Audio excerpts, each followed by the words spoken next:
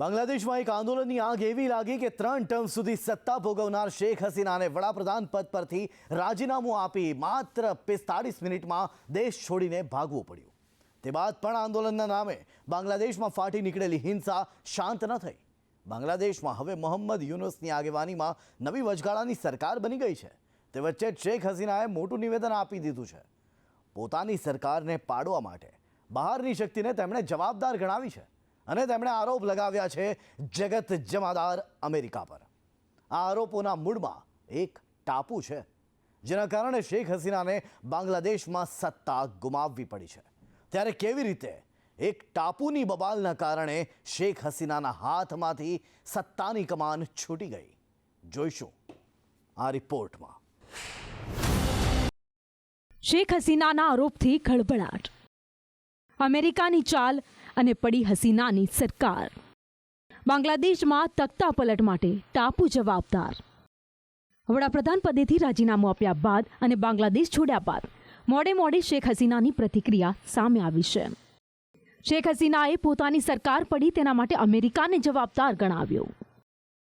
શેખ હસીનાએ નિવેદન આપતા કહ્યું કે હું સત્તામાં રહી હોત અને જો મેં સેન્ટ માર્ટિન ટાપુને છોડી દીધો હોત અને અમેરિકાને આ ટાપુ આપી દીધો હોત. ખાનગી મીડિયા સાથેની વાતચીતમાં શેખ હસીનાએ આ નિવેદન આપ્યું હતું. શેખ હસીનાના અમેરિકા પરના આ ગંભીર આરોપને કારણે ખળભળાટ મચ્યો છે. આ અગાઉ પણ શેખ હસીનાએ આરોપ લગાવ્યા હતા કે બાંગ્લાદેશની ચૂંટણીમાં અમેરિકા અને બીએનપી વચ્ચે ડીલ થઈ હતી. જો બીએનપીની સરકાર બને તો તેઓ સેન્ટ માર્ટિન દ્વીપ અમેરિકાને વેચી દેશે અને અમેરિકા ત્યાં સૈન્યનો બેઝ બનાવશે. બાંગ્લાદેશના પૂર્વ પીએમ શેખ હસીનાએ અમેરિકા પર લગાવેલા આરોપ હવે એવી ચર્ચા થઈ રહી છે કે એક નાના ટાપુને મેળવીને અમેરિકાને શું પ્રાપ્ત થતું, કેમ અમેરિકાની નજર સેન્ટ માર્ટિન ટાપુ પર છે. ત્યારે તમને જણાવી દઈએ કે વિસ્તારની દ્રષ્ટિએ ભલે આ ટાપુ નાનો હોય, પરંતુ તે અમેરિકા માટે ખૂબ જ મહત્વનો છે.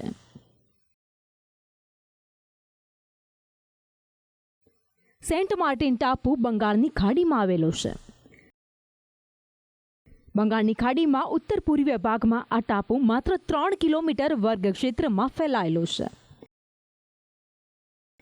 આ ટાપુને નારિકેલ ચિંજારા એટલે કે નાળિયેરીનો ટાપુના નામથી ઓળખાય છે. આ ટાપુ દારૂચીની એટલે કે દાલચીનીના નામથી પણ ઓળખાય છે.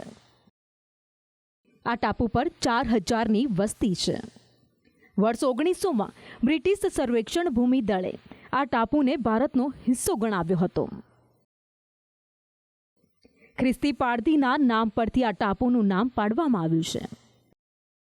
વર્ષ 1947માં ભારત પાકિસ્તાનના વિભાજન સમયે આ ટાપુ પાકિસ્તાનના હિસ્સામાં આવ્યો હતો, પરંતુ વર્ષ 1971માં અલગ બાંગ્લાદેશના સંગ્રામમાં આ ટાપુ બાંગ્લાદેશને મળ્યો.